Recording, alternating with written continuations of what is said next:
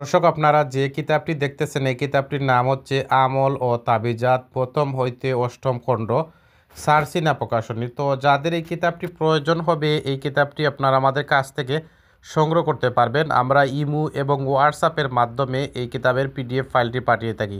দর্শক, এই কিতাবের যে যে টোটাল পৃষ্ঠা রয়েছে 200 পৃষ্ঠা। তো আমরা আপনাদেরকে স্ক্রিনে দেখানোর চেষ্টা করতেছি এই কিতাবের মধ্যে কী ধরনের কাজ আপনারা পেয়ে যাবেন।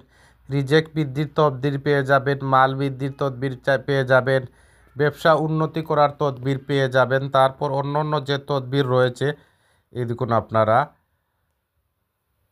ভালোবাসা ও মহব্বত সৃষ্টির তদবির পেয়ে যাবেন, কাছে পাওয়ার তদবির পেয়ে যাবেন, কবিরাজ রাজমোহনী তাবিজ পেয়ে যাবেন, প্রেমিকাকে বশীকরণ তাবিজ পেয়ে যাবেন। এ টু জেড আপনারা পেয়ে যাবেন। এটা হচ্ছে সম্পূর্ণ ইসলামিক একটা কিতাব। তো যারা ইসলামিক লাইনে কাজ করতে চান, পাওয়ারফুলি কাজ করতে চান, তাদের জন্য গুরুত্বপূর্ণ একটি কিতাব। এই কিতাবটির নাম হচ্ছে আমল তাবিজাত। তো যারা ইন্ডিয়া থেকে এই বইয়ের পিডিএফ ফাইলটি সংগ্রহ করতে চান, ইন্ডিয়ার যে কোনো রাজ্য থেকে আমাদের সাথে কথা বলে এই বইয়ের পিডিএফ ফাইলটি সংগ্রহ করতে পারবেন ইমো এবং হোয়াটসঅ্যাপে।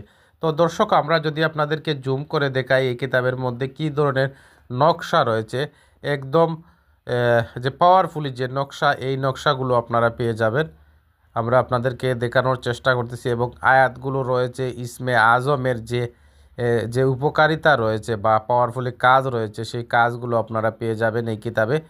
তো যারা এই কিতাবটি আমাদের কাছ থেকে পিডিএফ আকারে সংগ্রহ করতে চান অবশ্যই যোগাযোগ করুন স্ক্রিনে দেখানো নাম্বারে।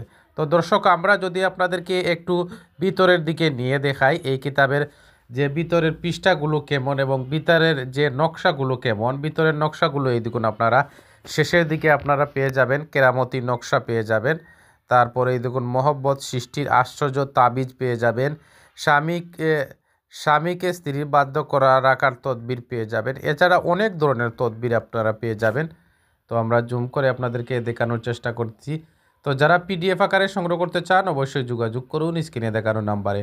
সবাই ভালো থাকুন, সুস্থ থাকুন। এই পর্যন্ত বিদায় নিচ্ছি। পরবর্তীকালে নতুন কোনো কিতাবের ভিডিও নিয়ে আপনাদের সামনে হাজির হব।